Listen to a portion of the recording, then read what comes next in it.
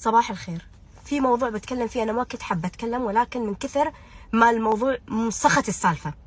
في فئة من قليلات الأدب، عديمات التربية وعديمات الثقة في نفسهم، لما تشوف مواطن تزوج واحدة غير مواطنة فورا تطعن بذمتها، تتهمها انها ساحرة، تتهمها انها مسوية وفاعلة وشيء. انت يا مواطنة لو تزوجتي واحد غير مواطن، ليش الشعب الثاني ما يتهمك ان انت ساحرة؟ ليش ما يتهمونك ان انت طمعانة؟ ليش لما الوافدة تتزوج مواطن تتهمونها بذمتها وتتهمونها بأصلها وتتهمونها بشرفها وتتهمونها بأهلها؟ لا حد ينزه نفسه، لأن الله خلقنا كلنا سواسية، والله إذا كان اصطفى أشخاص عن أشخاص تانيين بمميزات ربنا قادر يشيلها.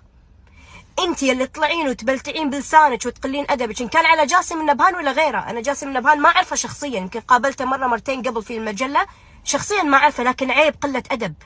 الريال كبير بحاجه ان واحده تكون معاه، خذها. الحين كلكم صار جاسم النبهان يهمكم، وعلي كاسر خاطركم وسحرته. روحوا فكوا سحوره، روحوا فكوا السحر. شاطرين تمشون تقولون سحره وسحر، روحوا فكوا السحر.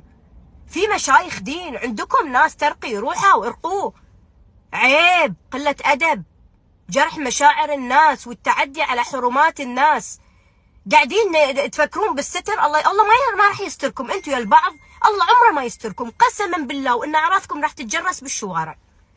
عيب.